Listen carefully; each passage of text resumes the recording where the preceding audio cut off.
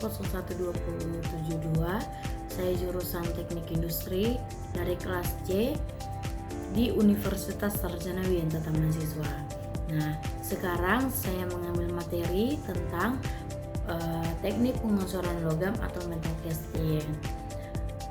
Pengocoran logam atau metal casting adalah proses menuangkan logam cair ke dalam cetakan kosong untuk menciptakan suatu baru komponen.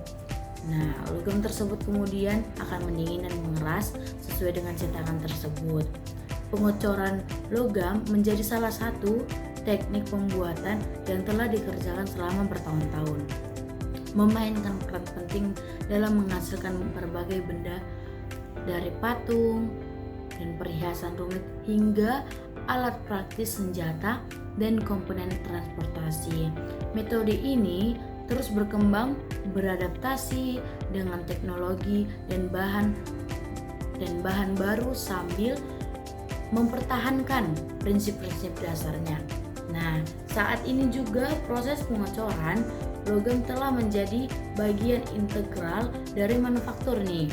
Nah, terutama dalam industri dan transportasi, kemampuan untuk memproduksi komponen logam yang kompleks dan presisi dalam mendorong inovasi dan efisiensi di bagian ini. Mungkin produksi massal bagian-bagian untuk mobil, pesawat, mesin, dan berbagai perangkat lainnya. Nah, proses pengocoran logam secara umum itu biasanya terdapat beberapa teknik dalam pengocoran logam, tetapi pada dasarnya proses yang dilakukan hampir sama. Selama proses pengocoran logam air dan hati-hati dipindahkan dari wadah ke dalam cetakan yang telah dibentuk sebelumnya untuk menciptakan objek logam yang diinginkan. Prosedur ini melibatkan aliran logam ke dalam rongga cetakan itu mengisi semua ruang hingga detail rumit dari desain. Nah, setelah logam itu dituangkan, baik logam maupun cetakan dibiarkan mendingin dan mengeras. Setelah cukup dingin, objek lama yang harus mengeras diambil dari cetakan dan menjalankan proses finishing untuk memperbaiki bentuk dan kualitas permukaannya. Nah, teknik-teknik pengocoran logam itu seperti yang telah dijelaskan di atas, yang sudah saya jelaskan. Pengocoran logam pada dasarnya menerapkan proses yang hampir sama pada tiap-tiap tekniknya. Hanya saja pada setiap teknik memiliki proses tambahan yang membedakannya. Nah, pada dasarnya sifat cetakannya metode pengocoran logam dapat secara luas dikategorikan menjadi dua jenis. Yang pertama itu cetakan yang dapat digunakan kembali dan yang kedua itu cetakan yang dapat dibongkar. Nah, mari kita pahami masing-masing teknisnya. Nah, dapat digunakan kembali itu yang dimaksud itu adalah teknik ini memanfaatkan jenis cetakan atau mold yang dirancang untuk dapat digunakan berkali-kali. Nah, berkali-kali. Cetakan tersebut biasanya terbuat dari bahan yang tahan lama seperti baja atau besi. Nah, dan dapat menahan suhu tinggi dari logam cair. Teknik umum yang menggunakan cetakan yang dapat digunakan kembali meliputi yang pertama itu centrifugal casting. Nah, pada teknik centrifugal casting ini logam cair dituangkan ke dalam cetakannya yang berputar. Gaya sentrifugal mendorong logam ke dinding cetakan. Nah, misalkan hasil pengocoran yang padat dan seragam. Teknik ini sering digunakan untuk memproduksi bagian-bagian bentuk silinder seperti pipa, bantalan, dan cincin. Nah, yang kedua itu pressure casting. Pressure itu dilakukan dengan cara memasukkan logam cair ke dalam cetakan di bawah tekanan tinggi Teknik ini memastikan bahwa logam bisa mengisi semua bagian cetakan. Semua bagian cetakan menghasilkan pengocoran yang presisi dan berkualitas tinggi dengan permukaan yang halus dan akurasi dimensi yang baik. Nah, dan itu juga biasanya digunakan untuk bentuk-bentuk komponen kompleks berkekuatan tinggi. Ya. Dan yang ketiga itu ada die-casting. Die-casting itu maksudnya adalah proses otomatis di mana logam cair disuntikan ke dalam rongga cetakan di bawah tekanan. Nah, di bawah tekanan tinggi, die-casting menggunakan cetakan terbuat dari baja yang keras dan dapat menghasilkan volume. Volume itu besar pengecoran dengan kualitas konsisten. Nah, die-casting banyak digunakan di industri otomotif, elektronik, dan barang konsumsi untuk membuat bagian-bagian seperti blok mesin, rongga gigi, dan housing. Nah, yang kelima itu dapat dibongkar. Nah, dapat dibongkar teknik yang menggunakan cetakan yang dihancurkan atau dibongkar untuk melepaskan hasil dari pengocoran yang sudah jadi. Nah, maksudnya adalah cetakan ini biasanya terbuat dari bahan pasir atau lilin yang dapat dengan mudah dihilangkan setelah logam mengeras.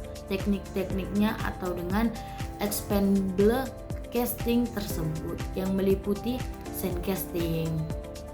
Nah, dalam sand casting ini yang dimaksud adalah sebuah pola digunakan untuk membuat rongga dalam cetakan pasir.